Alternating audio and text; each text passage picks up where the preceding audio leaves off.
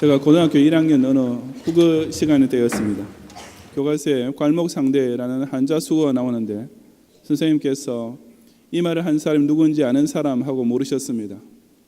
약 70여 명의 그부들 중에 아무도 대답을 못했는데 제가 손을 들고 오나라 여몽이 한 말입니다 라고 했습니다. 제가 중학교 때 꽤 두꺼운 책 4권짜리로 된 삼국지를 두어 차례 통독했기 때문에 요행이 그 수거의 유래를 알고 있었던 것입니다.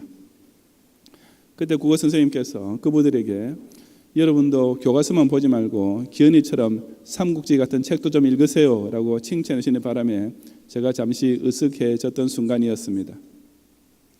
그 괄목상대란 직역하면 눈을 비비고 상대를 다시 본다는 뜻입니다. 바로 삼국지에서 오나라의 노숙이라는 사람이 여몽의 학식이 크게 진보한 것을 보고 놀라자 그때 여몽이 모름지기 선비란 사흘을 떨어져 있다가 다시 만나도 눈을 비비고 다시 보게 될 정도로 늘 학문에 정진해야 합니다 라고 말한 데서 유래된 것입니다. 사람은 사흘만 공부해도 그를 만나게 되는 사람이 괄목상대하게 된다고 했는데 본문에서 모세는 무려 40일 동안이나 하나님과 말씀을 나눈 후에 산에서 내려왔습니다. 그런 까닭에 그 모세의 모습은 그저 눈을 비비고 다시 볼 정도가 아니라 아예 얼굴 피부에서 광채가 나서 다른 사람의 감히 똑바로 바라보기도 두려울 정도가 되었습니다. 27절부터 32절까지 기록된 말씀인데 우리 다 같이 함께 봉독하겠습니다. 여호와께서 모세에게 이르시되 너는 이 말들을 기록하라. 내가 이 말들의 뜻대로 너와 이스라엘과 언약을 세웠음이니라 하시니라. 모세가 여호와와 함께 40일 40야를 거기 있으면서 떡도 먹지 아니하였고 물도 마시지 아니하였으며 여호와께서는 언약의 말씀 곧 십계명을 그 판들에 기록하셨더라. 모세가 그 증거의 두 판을 모세의 손에 들고 시내산에서 내려오니 그 산에서 내려올 때 모세는 자기가 여호와와 말하였으므로 말미암아 얼굴 피부에 광채가 나나 깨닫지 못하였더라. 아론과 온 이스라엘 자손이 모세를 볼 때 모세의 얼굴 피부에 광채가 남을 보고 그에게 가까이 하기를 두려워하더니 모세가 그들을 부르매 아론과 회중의 모든 어른이 모세에게로 오고 모세가 그들과 말하니 그 후에야 온 이스라엘 자손이 가까이 오는지라. 모세가 여호와께서 시내산에서 자기에게 이르신 말씀을 다 그들에게 명령하고 라고 했습니다. 모세가 첫 번째 시내산에 올라갔다가 내려왔을 때 이스라엘 백성들이 금송아지 우상을 섬기는 것을 보고 그가 봤던 십계명 돌판을 그들에게 던져 깨뜨려 버렸습니다. 그래서 모세는 다시 시내산에 올라갔고 거기서 그 언약의 말씀을 하나님께로부터 새로 받는 자에게 얼마나 온 정신과 힘을 다 기울였던지 무려 40일 동안 식음을 전폐할 정도였습니다. 그런 후에 모세가 새로 만든 두 번째 십계명 돌판을 가지고 산에서 내려왔을 때 여호와와 말하였으므로 말미암아 얼굴 피부에 광채가 났던 것이었습니다. 당연히 온 이스라엘 백성들은 그를 모세에게 가까이 다가가는 것조차 두려워했지만 모세는 그들에게 가까이 오라고 부른 후에 여호와께서 시내산에서 자기에게 이르신 말씀을 다 그들에게 선포해 주었습니다. 아마 백성들은 이전에 그 어느 때보다 모세의 설교를 경청하지 않을 수 없었을 것입니다. 모세의 얼굴에서 지금 광채가 나고 있는데 그런 선지자가 전해주는 하나님의 말씀을 어떻게 무심하게 들을 수 있었겠습니까? 하지만 사실은 비록 그런 얼굴에 광채가 없다 할지라도 하나님의 말씀이 선포될 때는 언제 어디서든지 정신을 똑바로 차리고 귀담아 들어야만 할 것은 두말할 필요도 없는 일입니다. 오늘 2017년 새해 첫 주일을 맞이하여 저는 올해도 매주일 강단을 통해 여호와의 말씀이 선포될 때마다 성도가 어떤 마음 자세로 그 말씀을 받아야 할지를 함께 상고해 보고자 합니다. 첫째로 우리는 말씀을 들을 때마다 그것이 곧 하나님께서 또다시 베풀으시는 소중한 은혜인 것을 깨달아야 합니다. 1절부터 9절까지 말씀을 함께 봉독하겠습니다. 여호와께서 모세에게 이르시되 너는 돌판 둘을 처음 것과 같이 다듬어 만들라. 내가 깨뜨린 처음 판에 있던 말을 내가 그 판에 쓰리니 아침까지 준비하고 아침에 시내산에 올라와 산 꼭대기에서 내게 보이되 아무도 너와 함께 오르지 말며 온 산에 아무도 나타나지 못하게 하고 양과 소도 산 앞에서 먹지 못하게 하라. 모세가 돌판 둘을 처음 그와 같이 깎아 만들고 아침에 일찍 일어나 그 두 돌판을 손에 들고 여호와의 명령대로 시내산에 올라가니 여호와께서 구름 가운데서 강림하사 그와 함께 거기 서서 여호와 이름을 선포하실세 여호와께서 그의 앞으로 지나시며 선포하시되 여호와라 여호와라 자비롭고 은혜롭고 노하기를 더디하고 인자와 진실이 많은 하나님이라. 인자를 천대까지 베풀며 악과 과실과 죄를 용서하리라. 그러나 벌을 면제하지는 아니하고 아버지의 악행을 자손 3세대까지 보응하리라. 모세가 급히 땅에 엎드려 경비하며 이르되 주여 내가 주께 은총을 입었거든 원하건대 주는 우리와 동행하옵소서. 이는 목이 뻣뻣한 백성이니이다. 우리의 악과 죄를 사하시고 우리를 주의 기업으로 삼으소서라고 했습니다. 하나님께서 모세에게 친히 두 번째 기록해 주신 돌판 둘에도 첫 번째 돌판과 똑같은 십계명 말씀이 기록되었습니다.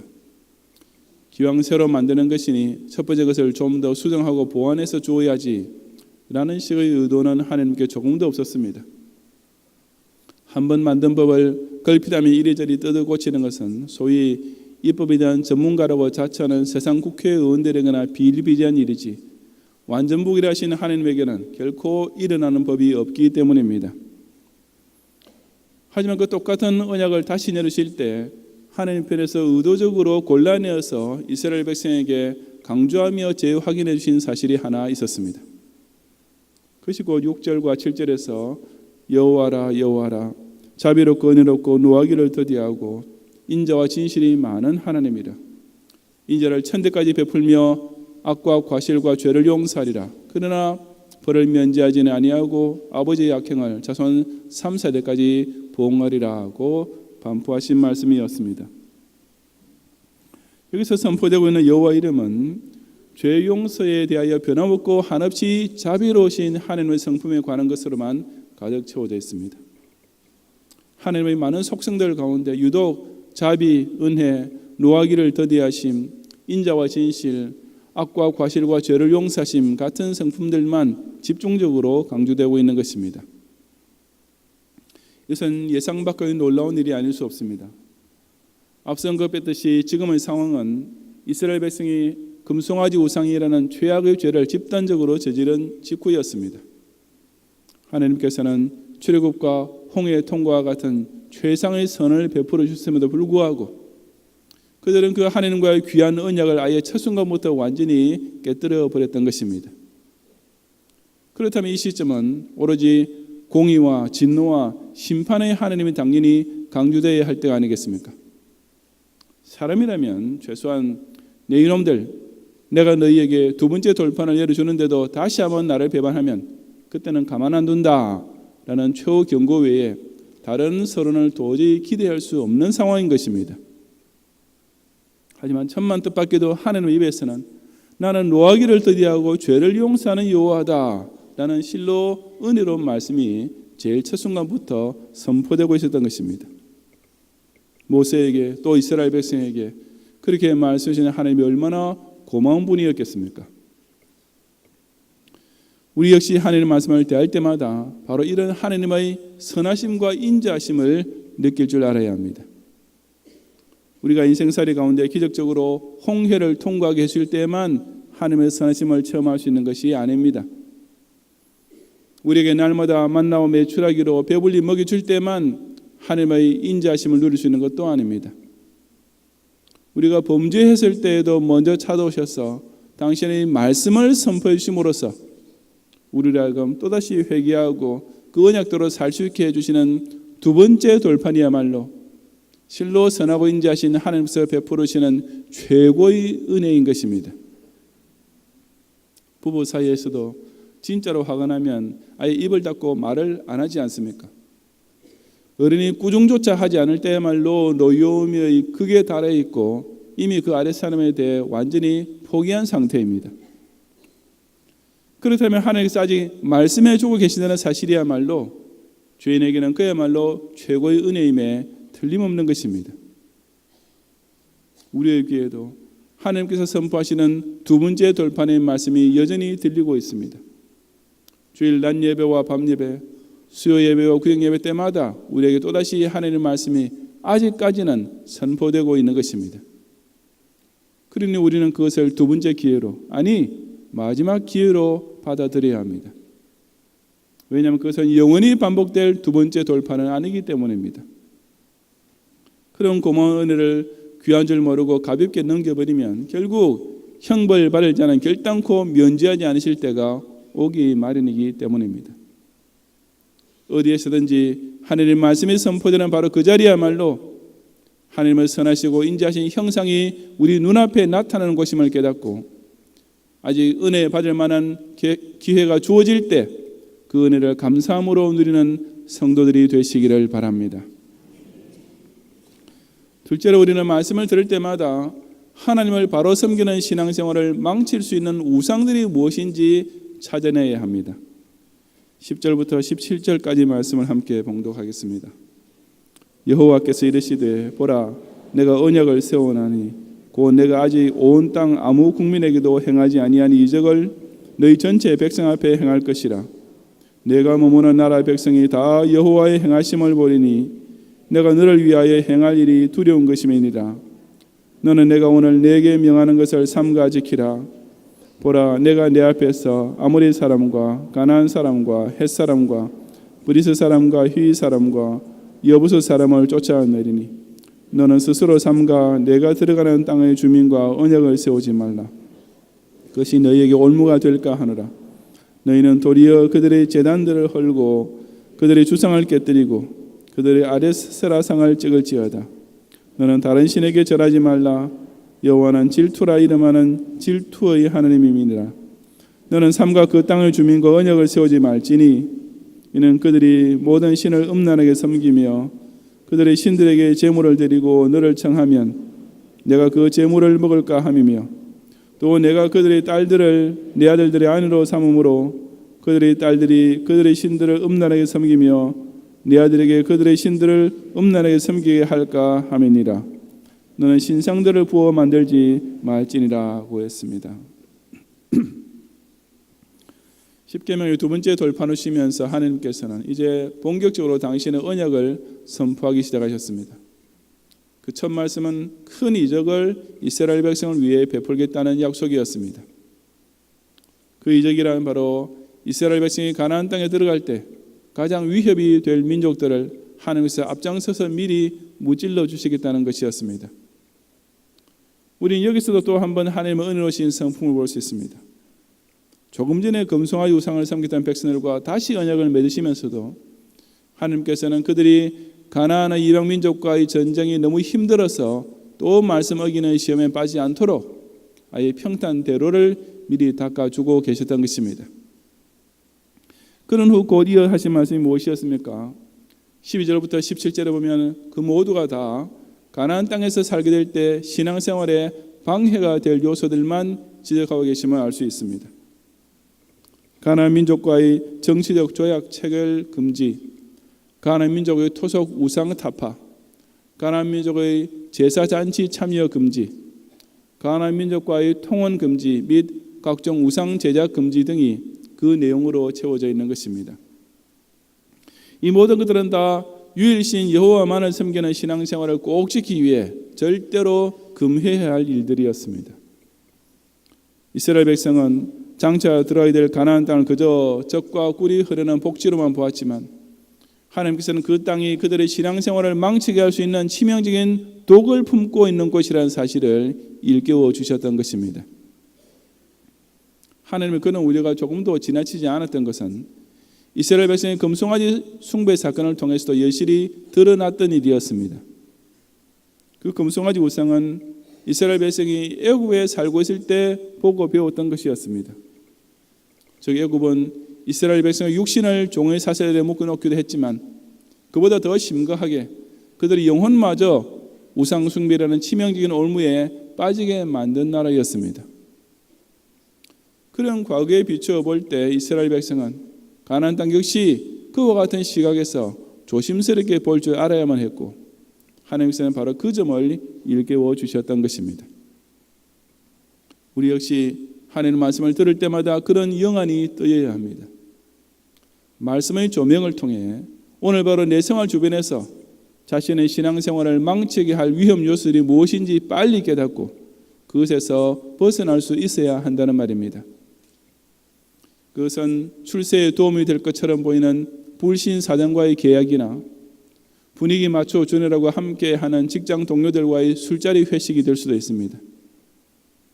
그것은 신자는 아니지만 그 외의 인물, 학력, 직장, 집안 배경이까지 나무랄 데 없어 보이는 사람과의 짱믿음 교련일 수도 있고 무신론적 사상이나 유물론적 과학 또는 유아 독전적인 교만이라는 머릿속의 신상이 되는 경우도 많습니다.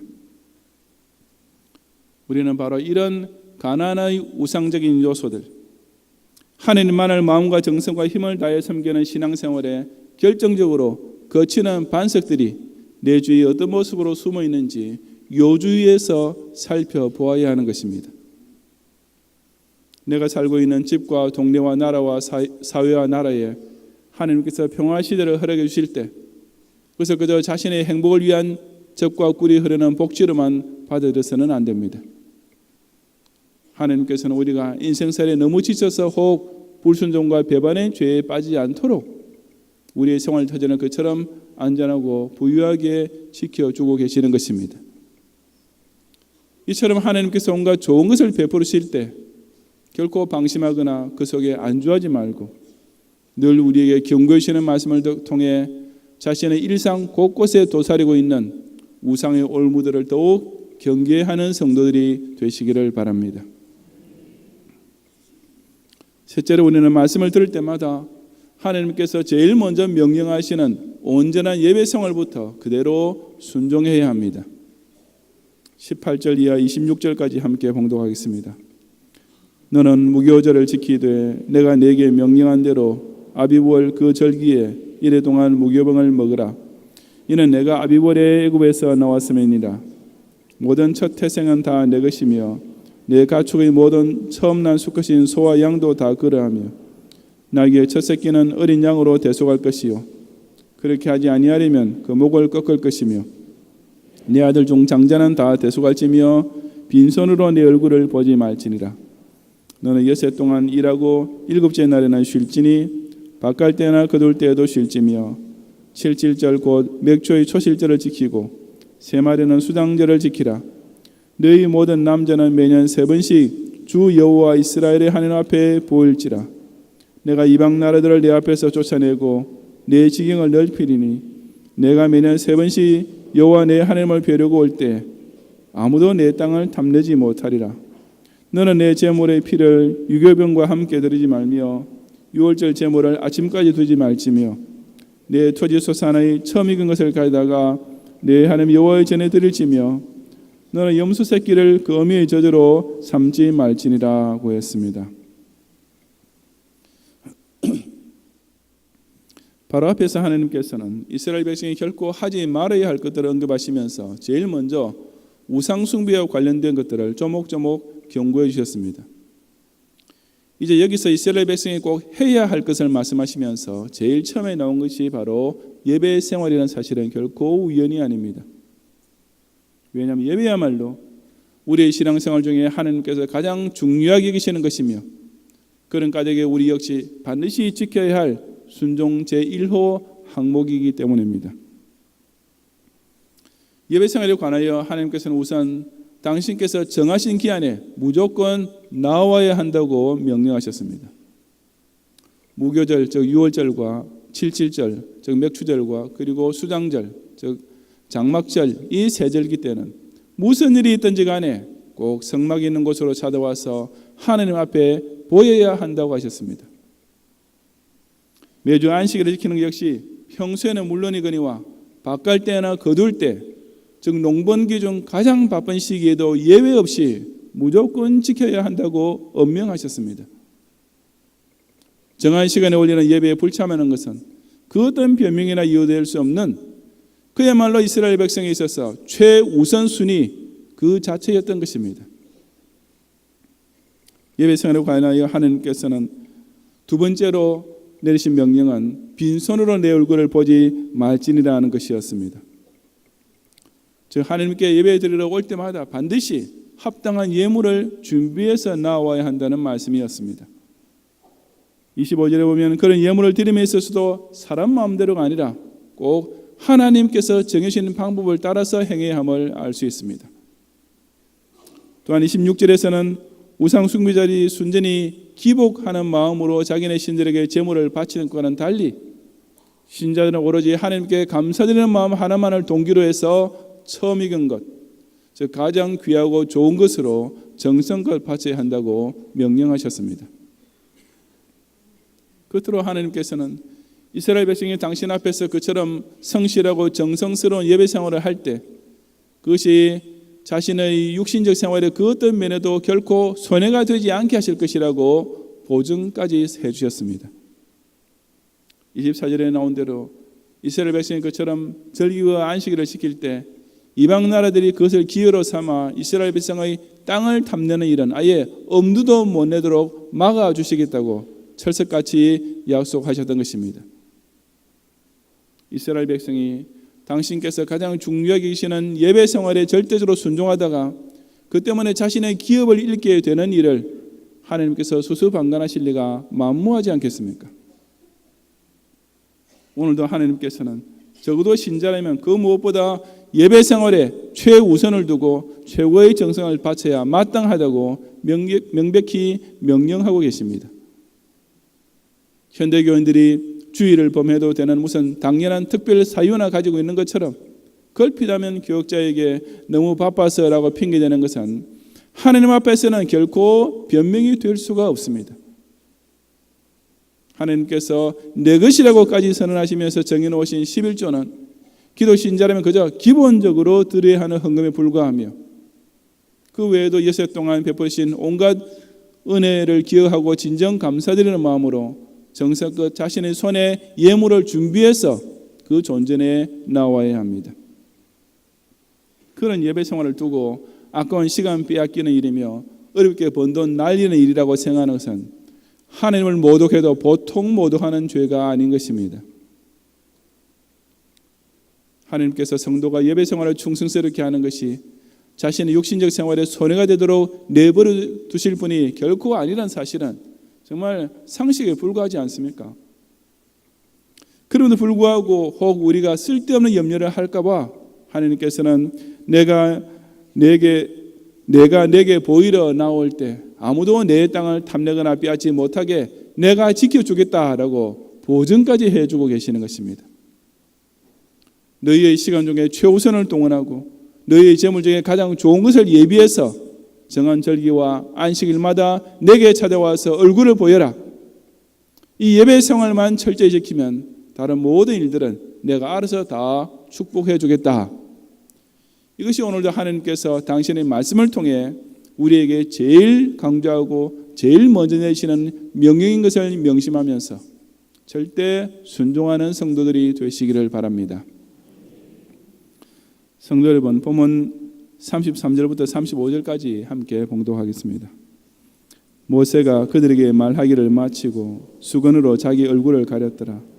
그러나 모세가 여호와 앞에 들어가서 함께 말할 때는 나오기까지 수건을 벗고 있다가 나와서는 그 명령하신 일을 이스라엘 자손에게 전하며 이스라엘 자손이 모세의 얼굴의 광채를 보므로 모세가 여호와께 말하러 들어가기까지 다시 수건으로 자기 얼굴을 가렸더라고 했습니다. 요즘 만약 어느 목사가 강단에서 설교하는 도중에 자기 얼굴이 신비롭게 빛나게 된다면 그 사실을 아주 자랑스럽게 내세우고 여기저기서 계속 떠벌렸을 것이 틀림없지 않습니까? 하지만 이상하게도 모세는 자기의 그런 신기한 일이 생기고 있음을 알게 되었을 때 오히려 수건으로 그 얼굴을 가렸습니다. 그 이유는 이스라엘 자손이 모세의 얼굴의 광채를 봄으로였는데 고린도후서 3장 13절에는 좀 더 자세히 설명하기를 모세가 이스라엘 자손들에게 장차 없어질 것의 결국을 주목하지 못하게 하려고 수건을 그 얼굴에 쓴 것이라고 했습니다. 즉 모세는 백성들이 자신의 빛나는 얼굴을 보느라 정작 중요한 하나님 말씀에 정신을 집중하지 못하는 것을 막기 위해서 그랬던 것입니다. 자기 얼굴의 광채는 아무리 신비한 것이라 해도 곧 없어질 것에 불과했지만 하나님의 말씀이야말로 영원히 없어지지 아니할 것, 정말로 주목해야 할 것이었기 때문이었습니다. 마찬가지로 우리 역시 하나님의 말씀이 선포되는 자리에서 사람의 얼굴 피부에 있는 광채에만 정신이 팔려서는 안 됩니다. 목사의 외모, 강단의 꽃, 다른 교우들의 옷차림, 이처럼 자신의 이목을 끄는 것들만 멍하니 바라보다가 한 시간이 지나면 이제 끝났구나 하고 후련하다는 듯이 자리를 털고 일어나면 절대로 안 되는 것입니다. 말씀을 들을 때마다 하나님께서 나를 이처럼 사랑하셔서 오늘도 내게 다시 한번 은혜의 기회를 주시는구나 라고 깨달을 줄 알아야 합니다. 그 말씀대로 하나님 섬기며 살지 못하도록 나를 붙잡고 방해하는 올무들이 무엇인지 찾아내고 속히 벗어나야 합니다. 그 무엇보다도 먼저 예배생활에 대한 명령부터 절대적으로 순종하는 것이야말로 신앙생활의 기본인 동시에 축복의 근원이라는 사실을 체험할 수 있어야 합니다. 이 강서 성전 안에서 우리의 육안에 보이는 온갖 형태의 광채들은 단지 하나님의 말씀을 똑바로 전하기 위한 도구에 불과합니다.